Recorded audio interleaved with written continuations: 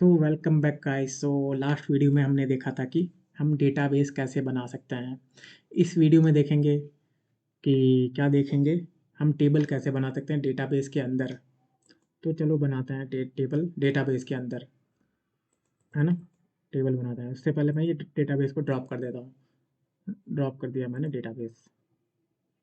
अब मैं टेबल बनाता हूँ। चलो, तो टेबल कैसे बनाते हैं। तो बनाना मतलब एक क्रिएट करना, तो आपको क्रिएट यूज करना ही पड़ेगा। तो क्रिएट कमांड तो है ही अपने पास। अब क्रिएट टेबल कैसे बनाना है, तो क्रिएट, अब टेबल बनाना है आपको।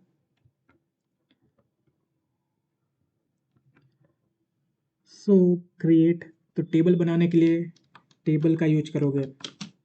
किसका यूज करोगे, टेबल का, TABLD, टेबल का यूज करोगे। क्रिएट टेबल, और टेबल का नाम आप लगाओ।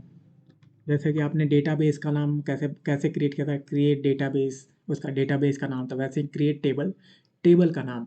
तो टेबल का नाम मैं बोलता हूँ कि स्टूडेंट टेबल हो, इसमें स्टूडेंट टेबल हो। लेकिन इसके अंदर मुझे कुछ चीज़ें भी पास करनी पड़ेगी कि उसमें कौन कौन से कॉलम होंगे उस टेबल में। आपने किसी टेबल को देखा होगा तो उस टेबल में बहुत सारे कॉलम होते हैं, जैसे कि सीरियल नंबर होता है। तो मैं सीरियल नंबर डालता हूँ, SNO मेरा सीरियल नंबर है। और मुझे कुछ और चीज़ें पास करनी पड़ेगी इस सीरियल नंबर के हिसाब से, कि इसका जो सीरियल नंबर का डेटा टाइप है वो शुड बी इंट 5 हो, या ऐसे कर दो इंट 5, मतलब कि वो 5 डिजिट तक के नंबर हो। सीरियल नंबर है ना। तो सीरियल नंबर क्या है, इंट 5 इसका डेटाबेस। जो भी वो टेबल होगा उसमें सीरियल नंबर जो कॉलम होगा उसमें इंट 5 क्या है, उस सीरियल नंबर का डेटा टाइप है। मतलब इसमें केवल इंटीजर इंटीजर ही जाए। तो मैंने मुझे हमको ये बताना पड़ेगा, है ना। तो ये सीरियल नंबर हो गया। अब क्या डालना चाहते हैं अपन, चाहते हैं कि मैंने यहाँ कॉमा लगा दिया है, और मैं बोलता हूँ कि सीरियल नंबर के अलावा मुझे स्टूडेंट नेम भी एस नेम लिख देता हूँ, एस नेम। और इसका डेटा टाइप मैं डिफाइन कर देता हूँ कि वेर चेयर, और मैं बोल देता हूँ 15 या 20, बोल देता हूँ कि 20 कैरेक्टर तक का स्टूडेंट नेम होगा। फिर क्या बोलता हूँ कि मैं एक और मार्क्स डाल देता हूँ कि स्टूडेंट के मार्क्स कितने हैं। तो मार्क्स डालता हूँ, और उसमें इंट लगा देता हूँ, इंट 3, कि मार्क्स मतलब 100 तक ही तो होंगे। तो इंट 3 इसका डेटाबेस मैंने डिफाइन कर दिया, और इसको मैं ब्रैकेट में बंद कर देता हूँ और सेमीकोलन लगा देता हूँ। ठीक है। अब देखो, मेरा ग्रे स्ट्रिप कहाँ पर है, ग्रे स्ट्रिप केवल और केवल इधर है ना। केवल और केवल मार्क इंट 3 पे है। तो इसको मैं एग्जीक्यूट करेगा तो करूँगा तो ये रन करेगा क्या, चलो चेक करते हैं। तो केवल इस लाइन को एग्जीक्यूट करा, तो ये बोल रहा है भाई ये क्या एग्जीक्यूट करना चाहते हो। तो आपको ये पूरा सेलेक्ट करना पड़ेगा, अगर आपको पूरा कमांड यूज करना है तो पूरा सेलेक्ट करो और ये एग्जीक्यूट। तो ये क्यों नहीं, टेबल क्यों नहीं बनाया, मैंने एग्जीक्यूट किया लेकिन यहाँ पे एरर आ रहा है। क्यों एरर आ रहा है, क्योंकि टेबल डेटाबेस के अंदर बनेगा, ना कि डेटाबेस के बाहर। यहाँ पे आप टेबल नहीं बना सकते। तो आपको डेटाबेस भी तो सेलेक्ट करना पड़ेगा। सही बात है, क्योंकि मैं डायरेक्ट यहाँ पे क्रिएट डेट टेबल बना रहा हूँ। तो टेबल किसके अंदर बना रहा हूँ, किसी डेटाबेस के अंदर ही तो बनाना पड़ेगा मुझे टेबल। तो आपको पहले डेटाबेस चाहिए, आपको बताना पड़ेगा किस डेटाबेस में ये टेबल बनाऊँ। तो कैसे बताएं हम, तो एक तरीका है कि जैसे कि मेरा डेटाबेस, ये डेटाबेस है, मैंने डेटाबेस बनाया नहीं, चलो मैं एक डेटाबेस बनाता हूँ। या इस डेटाबेस में मैं चाहता हूँ कि वर्ल्ड डेटाबेस है ना, वर्ल्ड डेटाबेस में मेरा ये टेबल क्रिएट हो। तो इसको मैं डबल क्लिक करूँगा तो देखो, वर्ल्ड डेटाबेस, वर्ल्ड को डबल क्लिक किया तो ये थोड़ा बोल्ड कैरेक्टर आ गया। बोल्ड कैरेक्टर मतलब कि इस वर्ल्ड डेटा सेट मेरा सेलेक्टेड है। तो अब मैं जो भी कमांड एग्जीक्यूट करूँगा वो उस वर्ल्ड डेटा सेट में, वर्ल्ड डेटाबेस में ही जाएगा, है ना। तो वर्ल्ड डेटाबेस में जाएगा, मतलब अब ये टेबल क्रिएट हो जाएगा इस डेटाबेस के अंदर, क्योंकि ये सेलेक्टेड है। तो चलो अब एग्जीक्यूट करके देखते हैं। तो ये पूरा एग्जीक्यूट, इतना ही तो है।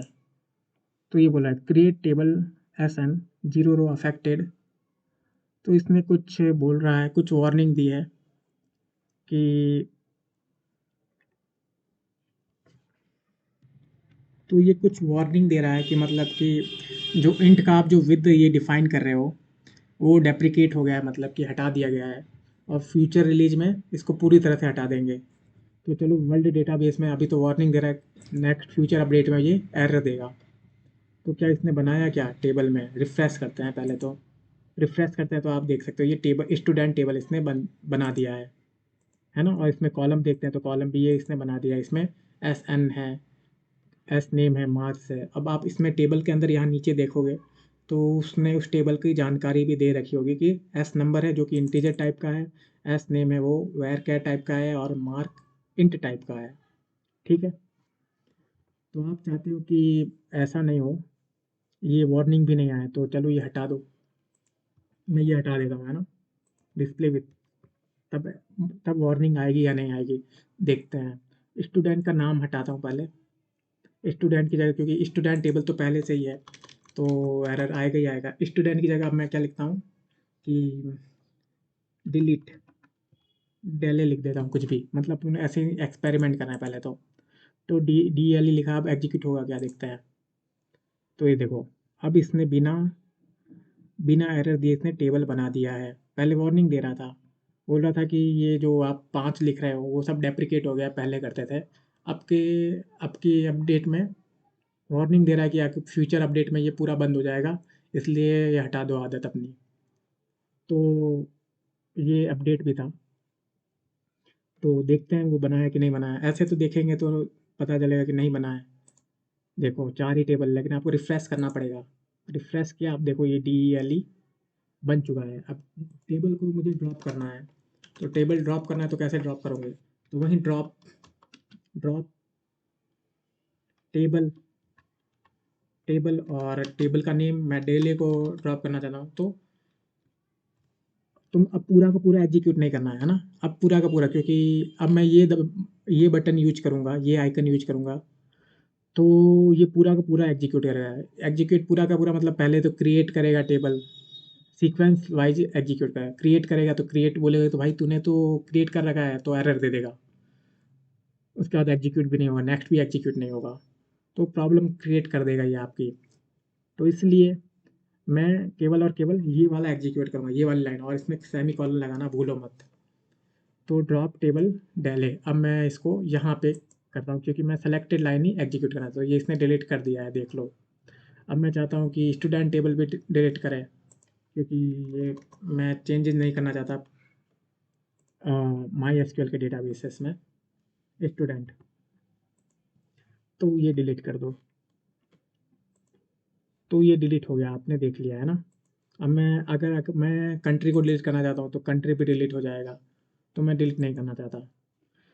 तो आप देख रहे हो कि हमको एक डेटाबेस सेलेक्ट करना पड़ेगा उस डेटाबेस में काम करने के लिए। ऐसे ही नहीं बन जाएगा, ऐसे ही नहीं होगा, सेलेक्ट करना पड़ेगा। जैसे कि सेलेक्ट कैसे पता चलेगा कि वो बोल्ड है। अगर मैं सिस्टम पे डबल क्लिक करूँगा तो ये देखो ये बोल्ड में आ जाएगा। अब ये सब कमांड कहाँ एग्जीक्यूट होंगे, ये सब कमांड कहाँ एग्जीक्यूट होंगे, मैं इसको कमेंट आउट, कंट्रोल और फॉरवर्ड स्लैश करोगे तो ये कमेंट आउट हो जाएगा, या आप इसके आगे दो ये वाले लगा दो, हाइफन लगा दो, तब भी कमेंट आउट हो जाएगा। तो अब मैं ये करता हूँ, तो अब ये देखो एस वाई एस जो डेटा सेट है, सिस्टम डेटा सेट इसको बोलते हैं। तो जो सिस्टम डेटा सेट है, अब वो बोल्ड में है, वो बोल्ड में है। अब मैं ये एग्जीक्यूट करूँगा तो अब ये टेबल किस में बनाएगा, सिस्टम डेटा सेट में बनाएगा। तो मैं एग्जीक्यूट करके देखता हूँ, तो ये देखो इसने कोई एरर नहीं दी है, बोला है राइट, मतलब कि स्टेटस, मतलब कोई एरर नहीं। अब इसमें आप देख रहे हो कि ये टेबल में देखो, टेबल में तो कुछ नहीं है, कहाँ गया, मैंने बनाया था ना डेली नाम का, तो कहाँ गया। तो रिफ्रेश करो तो देखो आपने डेली किसने बना, डेली टेबल किसमें बनाया है, एस वाई एस नाम के डेटा बेस में बनाया है।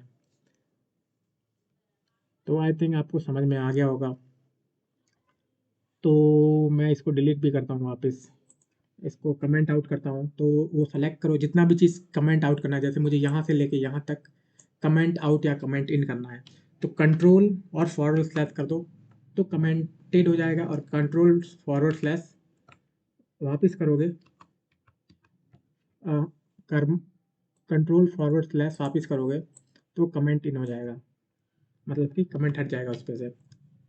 इसको इस पे अब कमेंट हटाने के लिए देखते हैं कंट्रोल फॉरवर्ड स्लैश, तो क्योंकि ये कमेंटेड पहले से ही है तो ये कंफ्यूज हो गया है, तो इसको पूरा सेलेक्ट करता हूँ मैं और करता हूँ कंट्रोल, तो ये ऐसे हो गया। अब मैं इस पर ड्रॉप भी करना है, मैंने ये वाली लाइन सेलेक्ट करी क्योंकि मुझे यहीं अब एग्जीक्यूट करना है, अब मुझे बनाना थोड़ी है ना, मुझे सिर्फ ये वाला एग्जीक्यूट करना है, ये वाले कि ड्रॉप टेबल करना है, तो वो एग्जीक्यूट करो ड्रॉप टेबल को, तो ये वाला आइकन यूज़ करके मैंने सिंगल लाइन ड्रॉप टेबल, तो ये शायद क्या बोल रहा है ड्रॉप टेबल स्टूडेंट, तो स्टूडेंट टेबल है ही नहीं, हाँ तो इसमें डेले टेबल है एक्चुअली, सो डेले टेबल, सो एग्जीक्यूट करो तो ये डिलीट कर दिया।